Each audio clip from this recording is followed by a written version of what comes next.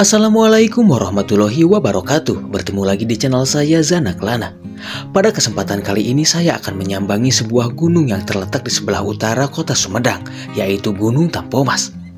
Sebuah gunung yang bertipe stratovolcano atau gunung berapi kerucut dan memiliki kawah yang berbentuk menyerupai jurang sempit yang memanjang dengan kedalaman yang belum diketahui hingga saat ini. Gunung ini memiliki ketinggian sekitar 1684 meter di atas permukaan laut dan sekitar 150 meter ke arah utara dari puncak tertingginya terdapat makam keramat yang dipercaya sebagai petilasan dari seorang raja yang pernah berkuasa pada zaman kerajaan Pajajaran lama, yaitu Prabu Siliwangi. Menurut cerita, Prabu Siliwangi pernah melakukan persemedian di tempat tersebut, dan hal itu diperkuat dengan adanya beberapa situs peninggalan yang dipercaya sebagai peninggalan dari Prabu Siliwangi. Salah satunya adalah batu kasur yang dipercaya sebagai tempat tidur Prabu Siliwangi selama melakukan persemedian di gunung ini. Selain itu juga ada batu berbentuk persegi yang di permukaannya terdapat satu jejak telapak kaki yang dipercaya sebagai jejak telapak kaki Prabu Siliwangi. Hal itulah yang akhirnya membuat gunung ini sering dijadikan tempat persemedian oleh sebagian orang karena dipercaya sebagai gunung yang memiliki kekuatan gaib yang sangat tinggi. Gunung ini memiliki beberapa jalur pendakian dan yang paling populer di kalangan para pendaki adalah jalur Narimbang dan jalur Ciberem. Dan kali ini saya akan mendaki gunung ini melalui jalur Ciberem yang terletak di Desa Ciberem, Kecamatan Cimalaka, Kabupaten Sumedang, Jawa Barat. Untuk lokasi basecampnya sendiri, jalur Ciberem ini sudah terdaftar di Google Maps. Kalian tinggal memasukkan kata kunci saja di kolom pencarian di aplikasi tersebut. Atau kalian bisa klik link koordinat yang sudah saya sertakan di deskripsi.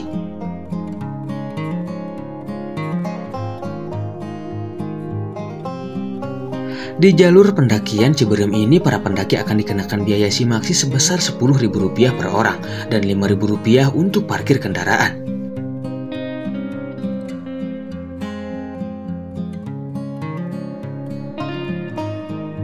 Sekitar pukul 10:45 kami memulai pendakian ini, menyusuri jalanan besar yang dibalut oleh semen betonan. Hingga tak lama berselang kami dihadapkan dengan sebuah persimpangan yang sekaligus merupakan ujung dari jalan betonan ini.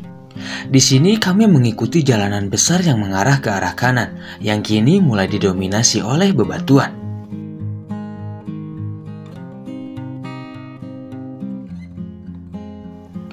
Sekitar 50 meter dari persimpangan tadi, kami berbelok ke arah kiri dan mulai memasuki jalan setapak.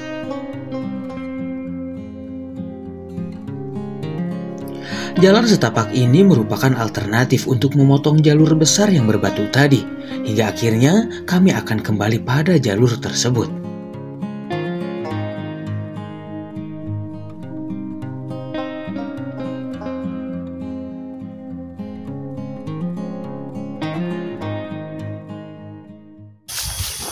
Assalamualaikum warahmatullahi wabarakatuh. Bertemu lagi di channel Zanaklana. Kali ini saya akan kembali mendaki ke gunung yang berada di Kabupaten Sumedang, Jawa Barat, yaitu Gunung Tampomas. Untuk jalur pendakian saya memilih jalur via Ciberem. Dan untuk pendakian kali ini saya ditemani sama Kang Cecep yang megang kamera itu. Alhamdulillah saya punya asisten sekarang. Oke. Ikutin terus keseruan perjalanan kita kali ini, karena seperti biasa saya akan mereview gimana kondisi jalurnya dan juga estimasi waktu yang dibutuhkan dari pos ke pos hingga nanti sampai di puncak tertinggi dari Gunung Tampomas ini. Oke, ikutin terus.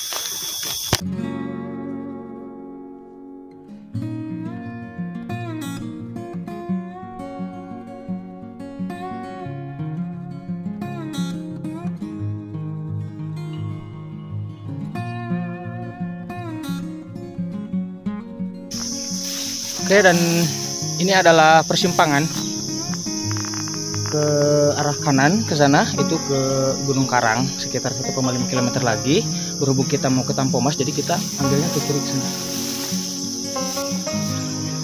Sekarang jam 11:05, tadi kita start dari base camp itu jam 10:45.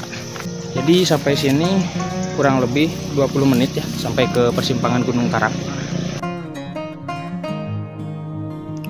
Setelah melewati persimpangan menuju Gunung Karang, akhirnya kami pun sampai di persimpangan yang terdapat plang bertuliskan selamat datang di Gunung Tampomas. Dari sini trek mulai berubah. Jalur yang harus kami lewati kali ini berupa jalan setapak yang menanjak dengan vegetasi yang lumayan rapat.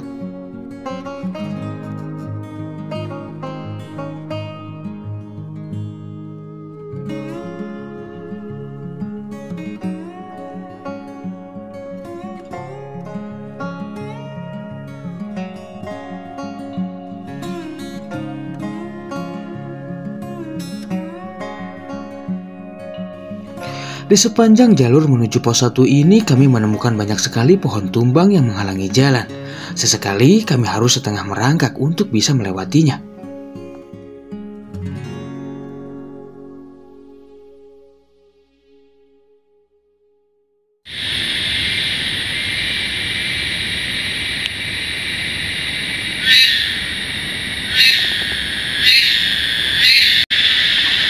Oke, sekarang jam 12 tepat. Berarti kita sudah berjalan sekitar 1 jam lebih 15 menit. Dan kita sekarang sampai di area yang tidak terlalu luas, mungkin hanya cukup buat 1 tenda aja. Kapasitas 4 orang. Gak tahu sih ini pas pos 1 atau bukan ya. Soalnya di sana ada papan, cuman tulisannya agak kurang jelas. Tapi kelihatan juga ada ukiran angka 1 di sana. Mungkin ini pos 1. Jadi estimasi dari pos registrasi sampai ke tempat ini, ya kita anggap aja ini pos 1, sekitar 1 jam 15 menit ya, dengan intensitas berjalan yang lambat.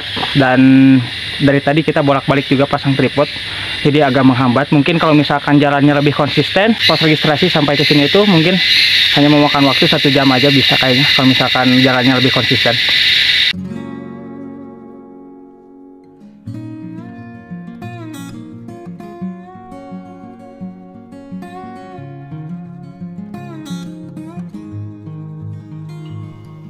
Setelah beristirahat sejenak di pos 1, kami pun kembali bergegas untuk menuju ke pos selanjutnya, yaitu ke pos 2. Trek menuju ke pos 2 ini tidak banyak berubah, masih sama dengan ketika kita melewati trek menuju ke pos 1.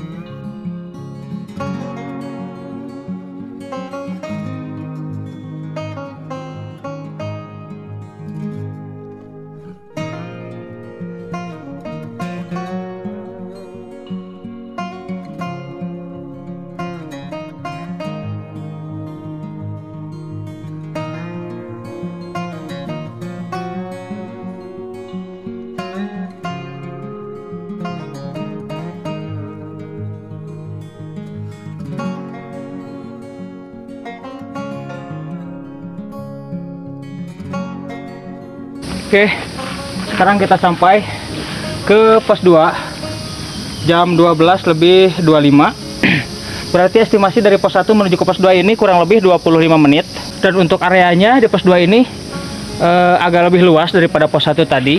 Kalau di pos 1 tadi mungkin cuma muat 1 tenda dengan kapasitas 4 orang. Kalau di sini bisa muat 2 sampai 3 tenda ya. Jadi dibandingkan dengan pos 1, pos 2 ini lebih luas.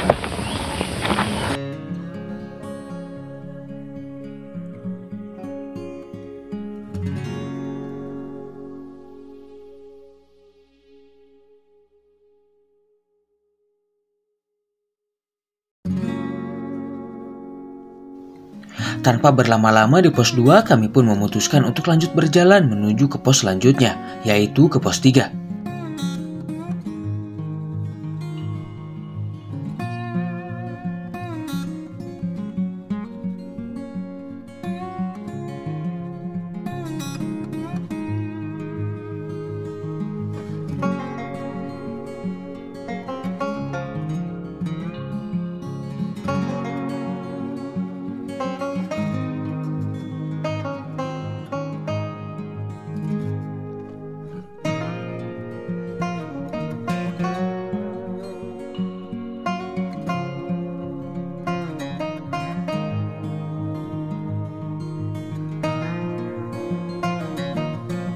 Oke, kita sampai di pos 3 dan sekarang jam 12 lebih 40 menit.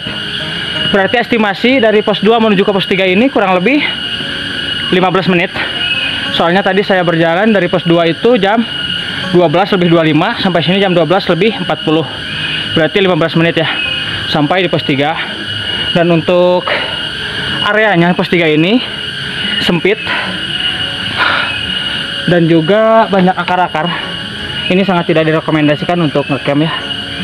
Tapi kalau misalkan darurat boleh-boleh aja sih. Kayaknya masuk satu tenda atau 2 tenda. Tapi bakalan kurang nyamannya. Soalnya ini banyak akar yang otomatis bakalan ngeganjel di alas tenda. Oke, kayaknya kita istirahat sebentar, minum dulu, terus habis itu lanjut ke pos 4. Pos 4 katanya deket sih dari pos 3, paling cuma 10 menitan. Oke, kita istirahat dulu bentar. Setelah istirahat sejenak di pos 3, kami pun kembali bergegas untuk menuju ke pos selanjutnya, yaitu ke pos 4. Trek dari pos 3 menuju ke pos 4 ini merupakan trek paling pendek di sepanjang jalur pendakian ini. Kami hanya menghabiskan waktu sekitar 10 menitan saja untuk sampai di pos 4.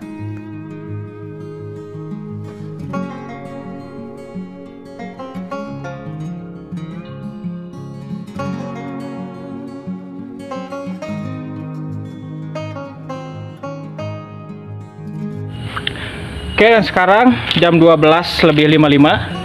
Kita sampai di pos 4. Tadi kita berangkat dari pos 3 sekitar pukul 12 lebih 45. Soalnya istirahat dulu bentar. 12.45 berangkat, sampai sini jam 12.55. Berarti estimasi dari pos 3 ke pos 4 ini hanya memakan waktu sekitar 10 menit saja. Jadi emang pendek ya dari pos 3 ke pos 4 ini. Dan treknya juga nggak terlalu curam dan nggak terlalu menanjak seperti dari pos 2 ke pos 3 dan pos 1 ke pos 2 itu lebih nanjak daripada dari pos 3 ke pos 4 ini. Dan untuk areanya pos 4 ini jauh lebih luas dibandingkan dengan pos-pos sebelumnya. Saya kira ini area camp paling ideal atau pos yang paling ideal untuk mendirikan tenda. Jadi ini merupakan pos terakhir ya sebelum puncak. Areanya cukup luas. Ini mungkin muat 6, 7, 10 tenda pun kayaknya muat. Pokoknya luas banget lah. Untuk pos 4 ini ideal banget untuk mendirikan tenda. Kita mau istirahat dulu bentar. Habis itu lanjut lagi. Sekarang jam 12.57.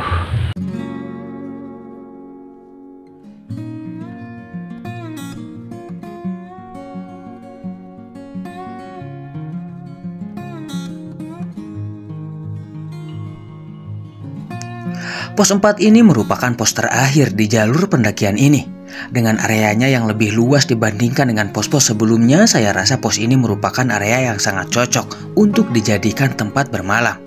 Selain itu, pos 4 ini juga merupakan area titik pertemuan antara jalur Narimbang dan jalur Ciberem.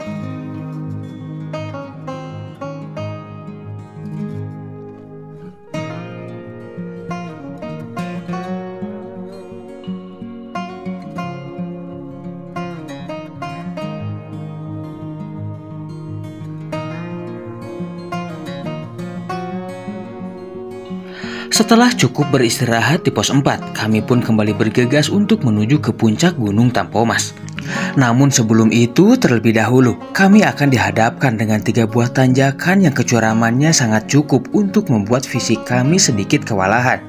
Tanjakan itu bernama Sang Hyang Lawang, Sang Hyang Taraje, dan Sang Hyang Tikoro.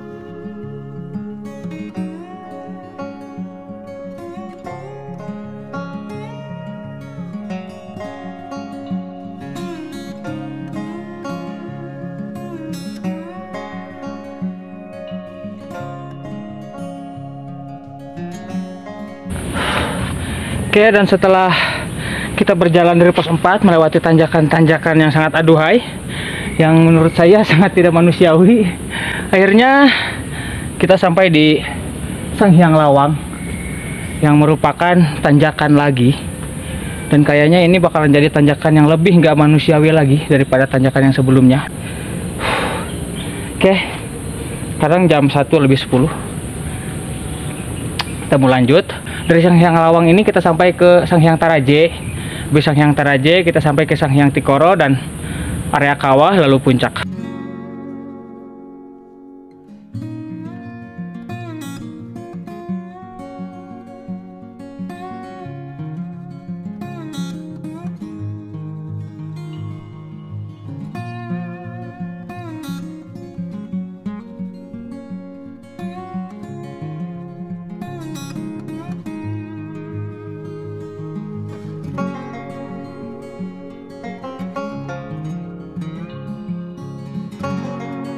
sekarang kita sampai di Sanghyang Taraje. 5 menit ya dari Sanghyang Lawang ke Sanghyang Taraje ini. Oke, kita lanjut menuju ke Sanghyang Tikoro. Yuk.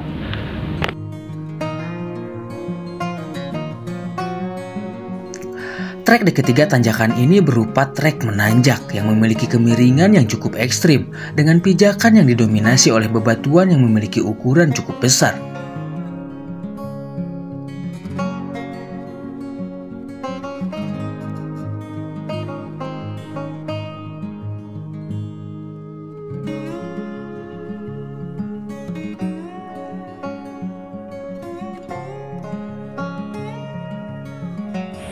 Oke, sekarang kita sampai di Sanghyang Tikoro jam 13.20, berarti dari Sanghyang Taraje menuju Sanghyang Tikoro ini juga 10 menit ya. Dan insya Allah ini adalah tanjakan terakhir. Habis tanjakan ini kita langsung sampai ke area kawah dan puncak. Soalnya jarak dari area kawah ke puncak itu nggak jauh. Oke, sekarang jam 13.20. Lanjut. Kekuatan fisik serta ketepatan dalam memilih pijakan sangat diperlukan di trek ini. Selain karena kemiringannya yang curam dan mampu menguji fisik dan mental, bebatuan yang menjadi pijakan pun banyak yang sudah ditumbuhi oleh lumut, yang otomatis membuat permukaannya menjadi lebih licin.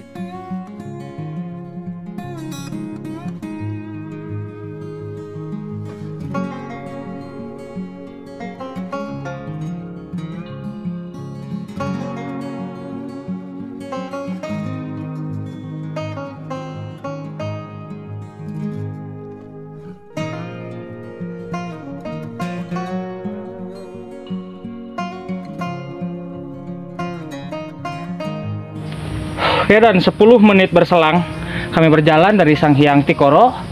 Kami sampai di area kawah. Lihat kawah. Penampakan kawahnya kurang lebih seperti ini. Memang sangat berbeda dengan kawah-kawah di gunung-gunung lain yang mayoritas memiliki ukuran yang luas dan berbentuk menyerupai mangkok. Kalau di Gunung Tampomas ini kawahnya berbentuk memanjang seperti ini, memanjang ke sana dan memiliki kedalaman yang sangat dalam. Dan di bawah sana gak kelihatan dasarnya, itu gelap banget. Dan juga sejauh ini belum ada para ahli peneliti yang meneliti kedalaman dari kawah Tampomas ini.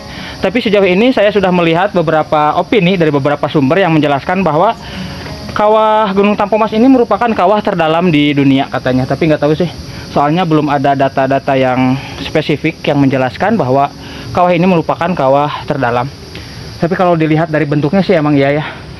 Ini nggak kelihatan dasarnya dan konturnya ini memanjang. Sempit tapi memanjang ke arah sana terus, nggak tahu ujungnya di mana. Dan untuk kedalamannya juga nggak kelihatan. Ini dasarnya gelap banget. Ya kira-kira seperti inilah penampakan dari kawah Gunung Tampomas. Sekarang jam 1:30 tepat. Kita sampai di area kawah dan sebentar lagi di sana ada puncak. Mungkin sekitar 5 atau 10 menitan lagi kita sampai ke puncak. Yuk lanjut.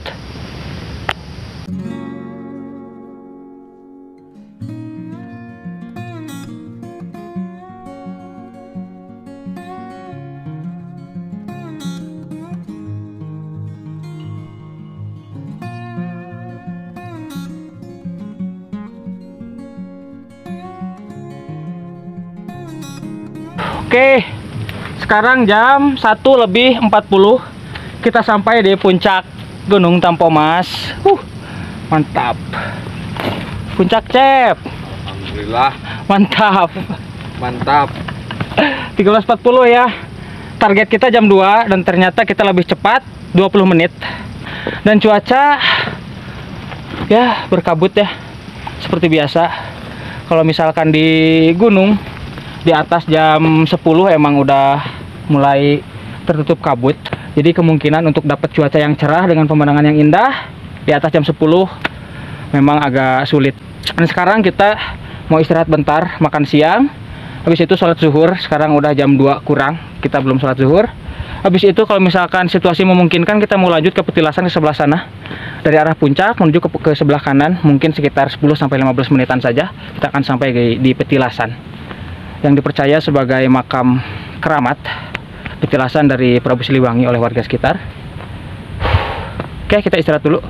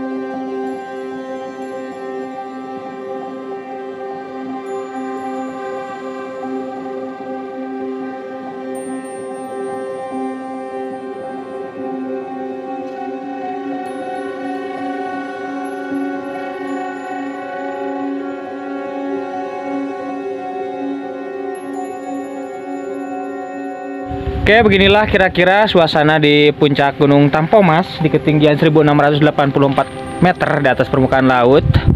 Dari tadi semenjak kita datang ya jam 1:40, ini kabutnya nggak hilang-hilang. Jadi si view-nya itu ketutup kabut terus, padahal hari ini cerah. Tapi sekarang udah mulai mendung sih, sekarang jam 3. Kita mau lanjut dulu ke petilasan ya.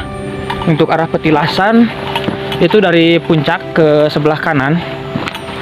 Dan untuk jaraknya kurang lebih 190 meter ya dari puncak. Ini dia petilasan.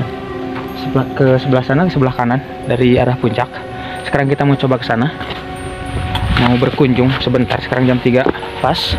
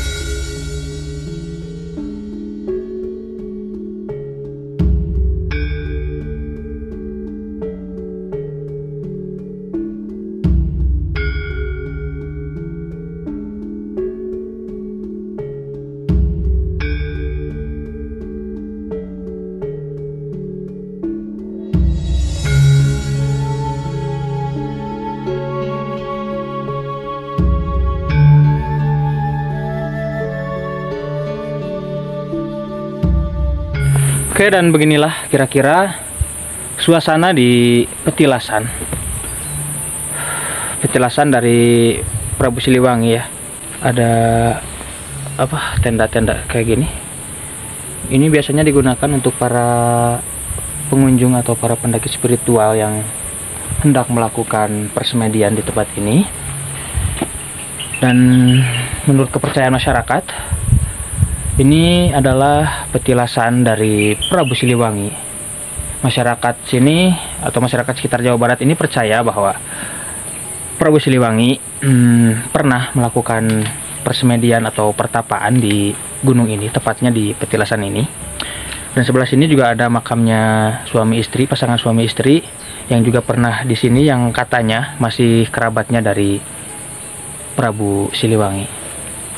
Terus kita maju sedikit ke sini. Ini ada batu dengan ukiran telapak kaki. Ini kalau misalkan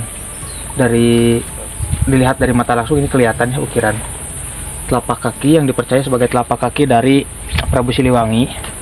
Terus maju lagi dikit ke sini, kita ada apa namanya? Batu kasur. Ini dia batu kasur yang dipercaya oleh masyarakat sebagai tempat tidurnya dari Prabu Siliwangi dulu ketika menyambangi Gunung Tampomas ini. Oke, mungkin Untuk lebih jelasnya saya tidak bisa jelaskan lebih jauh, soalnya saya juga tidak terlalu mengetahui ini ada makam siapa aja, soalnya banyak sih makam-makamnya.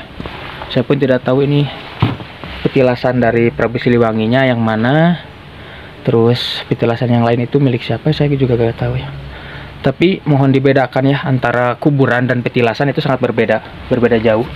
Kalau kuburan itu pasti berisi jasad dari orang yang sudah meninggal. Tapi kalau misalkan makam keramat seperti ini, bukanlah sebuah kuburan, melainkan sebuah petilasan atau bekas orang-orang terdahulu yang pernah singgah di suatu tempat gitu, seperti ini.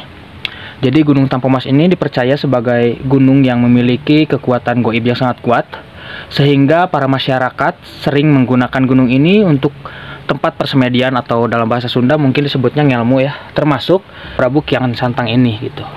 Beliau pernah melakukan persemedian di tempat ini, katanya ya, konon katanya, saya juga tidak tahu pastinya, tapi menurut sejarah memang seperti itu. Ya mungkin seperti inilah suasananya kurang lebih di petilasan ini. Mungkin kita nggak terlalu lama, soalnya sudah sore juga, sekarang udah jam 3 lebih 15 menit. Oke, mungkin kita akan kembali ke puncak. Mungkin sudah cukup saya berkunjung ke peninggalan sejarah, bukti peninggalan sejarah yang ada di puncak Gunung Tampomas ini. Sungguh sangat luar biasa sekali ya.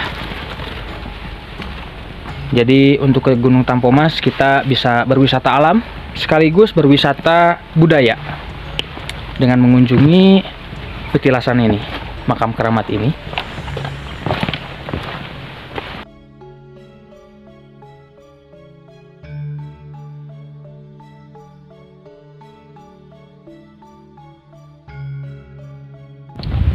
Oke, mungkin cukup sekian dulu ya perjalanan kita kali ini ke Gunung Tampomas, ketinggian 1684 meter di atas permukaan laut. Seperti biasa, untuk turun saya nggak record ya. Saya ucapkan terima kasih untuk kalian semua yang sudah menyimak video ini sampai selesai. Jangan pernah menyerah ketika kau lelah, jangan pernah mengeluh seterjal apapun jalanan yang kau tempuh, karena sesungguhnya di balik semua perjuanganmu yang keras ada keindahan yang sudah menunggumu di atas. Salam sejahtera, salam rimba, Zanak Lana. Wassalamualaikum warahmatullahi wabarakatuh.